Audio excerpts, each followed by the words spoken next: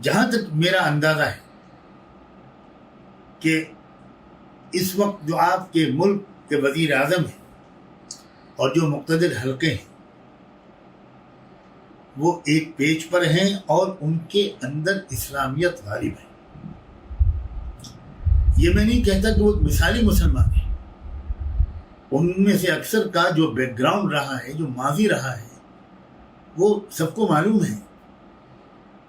لیکن یہ بات بھی محسوس کی جاتی ہے کہ بہت قریب سے اندر سے مغربی زندگی کو دیکھ کر بجائے اس کے کہ ان کی آنکھیں خیرہ ہو جاتی اور وہ غلامی اور شکست خوردگی کو قبول کر لیتے، انہوں نے مغربی معاشرے اور تہذیب کے کھوکھلے پن کو قریب سے دیکھا تو ان کے اندر کا اسلام اور مضبوط ہو گیا، اور انہوں نے گویا ایک عزم کیا، ایک ارادہ کیا کہ انصاف کا معاشرہ ملک میں قائم ہو، انسانیت کی بنیاد پر معاشرے کی تشکیل نہ ہو. اور یہاں تک کہ ریاست مدینہ کے الفاظ بار بار ان کی زبان سے سننے میں آئے.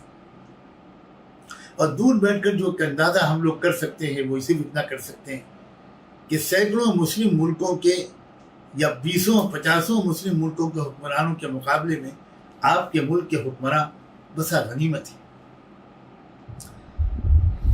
ان کو تجربہ کم ہے اور براہ راست گفتگو کر کے فاصلوں کو کم کرنے کا ذوق وہ نہیں رکھتے. مزاج میں ذرا جلدی ناراض ہو جانا، غصے میں آ جانا، یہ بھی شاید ہو. ساتھ میں بہت سی پازیٹیو چیزیں بھی ہیں، اور بلند حوصلگی ہے، ہار نہ ماننا ہے، اور لیکن تربیت کی کمی ہے. کاش کہ اس آپ حکام کچھ ایسے علماء کو تلاش کرتے جن سے آپ رہنمائی لیں کہ دیکھیے اس ملک کو اسلام کی طرف لانے کے سلسلے میں ہماری رہبری کی ہے. کیونکہ اکثر پرائیورٹی فکس کرنے میں اور ترجیحات کی تعیین میں غلطی ہوتی ہے. آپ جانتے ہیں میں حکمراں طبقے سے مخاطب ہوں کہ سیدنا علی رضی اللہ تعالیٰ عنہ اور سیدنا معاویہ کے درمیان رائے کا اختلاف بنیادی طور پر کس موضوع پر تھا. حضرت معاویہ کہتے تھے، اصرار تھا ان کا حضرت علی پر، دباؤ تھا کہ دیکھیے جو مجرم لوگ ہیں، مجرم ٹولہ، ایک کرمنل ٹولہ ہے جس نے سیدنا عثمان کو شہید کیا ہے، یہ اس وقت مدینے پہ چھا گیا ہے اور آپ کے ارد گرد موجود ہے. فوری طور پر ان کے خلاف قانونی کارروائی کیجیے.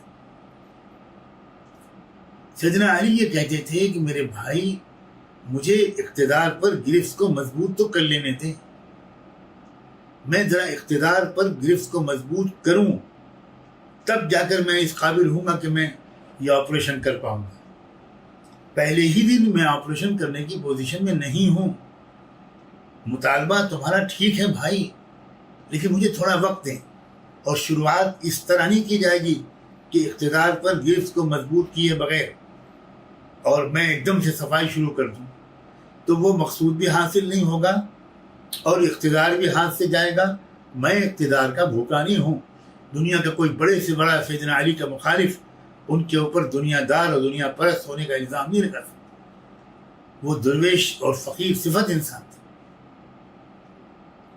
لیکن ترتیب کا مسئلہ تھا، اور سارے لوگ سیدنا معاویہ کے پورے احترام کے ساتھ امت کے تمام علماء آج تک اسی بات کے قائل ہیں کہ رائے سیدنا علی ہی کی درست تھی. ایک مثال اور پیش کرتا ہوں. سیدنا عمر بن عبدالعزیز کی تاریخ مہربانی کر کے تھوڑا آپ پڑھ لیں. مجھے خوشی کے ساتھ اعتراف ہے کہ آپ مطالعہ کرتے ہیں اور آپ کی باتوں سے مطالعے کی تاثیر جھلکتی ہے. حضرت عمر بن عبدالعزیز نے جب اقتدار سنبھالا، خلافت سنبھالی، تو انہوں نے محسوس کیا کہ یہ جو طرز حکمرانی ہے یہ تھوڑا سا وہ ہٹ گئی ہے، اس راستے سے ہٹ گیا جو خلافت راشدہ کا معیار تھا، اصول پرستی کا، کفایت شعاری کا، اس میں ذرا انحراف ہو گیا ہے.